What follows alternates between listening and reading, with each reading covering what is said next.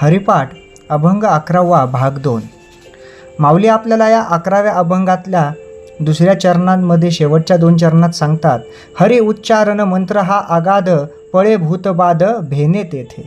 ज्ञानदेव म्हणे हरि माझा समर्थ, न करवे अर्थ उपनिषदा।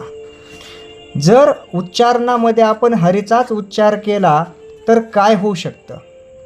जर आपण मंत्र म्हणत गेलो, ह्या देवाची व्याख्या जर आपण मंत्राची व्याख्या करायला गेलो, तर ज्याच्या आपल्याला म्हणण्यापासून प्रत्येक गोष्टीमध्ये शांती, समाधान, सुख, संरक्षण मिळतं, त्याला आपण मंत्र म्हणतो। मंत्राचे प्रकार जर पाहायला गेले तर भरपूर मंत्र आहेत। ग्रहांचे मंत्र असतात, सर्वात आपल्याला सर्वांना माहीत असलेलं गायत्री मंत्र, मृत्युंजय मंत्र, असे मंत्र आहेत। हे मंत्र जर आपण उच्चारायला थोडे कठीण असतात, परंतु ह्याचा उच्चारण जर आपण शुद्ध केलं तर मात्र आपलं वक्तृत्वही चांगलं होतं आणि मनवांचित फलसुद्धा देतं। कारण ह्या मंत्रांच्या पठणामधून शरीरामध्ये विशेष असे कंपनं तयार होतात आणि त्या कंपनं शरीरामध्ये आमूलाग्र असे बदल घडवत असतात। ज्ञानदेव हरिपाठामध्ये आपल्याला सांगतात की ह्या नाममात्राने आपल्याला भूतबाधेचं देखील निरसन होतं। म्हणजेच काय तर आपल्यावर ज्या काही पीडा अडचणी आलेल्या आहेत, संकट आले आहेत, ते दूर होतात।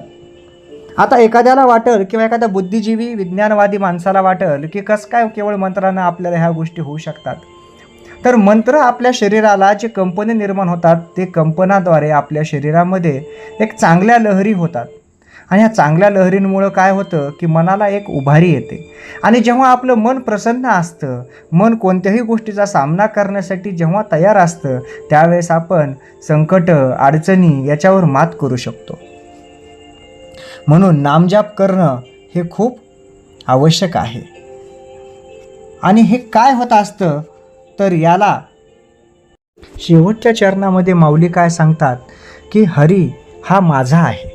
माझा हरी असल्यामुळं हरीचं वर्णन करताना ज्ञानदेव भावुक होतात। ज्ञानदेव काय सांगतात की या हरीला समजणं कसं सोपं म्हणाल तर सोपं आणि अवघड म्हणाल तर अवघड आहे। याचं कारण काय की या विश्वाची निर्मिती जर आपण ईश्वराने केली असं जर मानलं तर प्रत्येक गोष्टीमध्ये आपल्याला त्याचा साक्षात्कार होत असतो। मानवानं अनेक गोष्टी निर्माण केल्या, परंतु अजूनही माणूस अनेक गोष्टी निर्माण करण्यामध्ये कमी पडतोय। निश्चित त्याही गोष्टी मानव निर्माण करेल, परंतु मानवाची ही बुद्धिमत्ता मात्र आजची आहे आणि काही गोष्टींचं अस्तित्व मात्र फार जुनं आहे। मानवाने अनेक गोष्टी निर्माण केल्या, परंतु त्याला अजून देखील प्रयोगशाळेत माणसाचं रक्त किंवा रक्त हा प्रकार तयार करता आला नाही।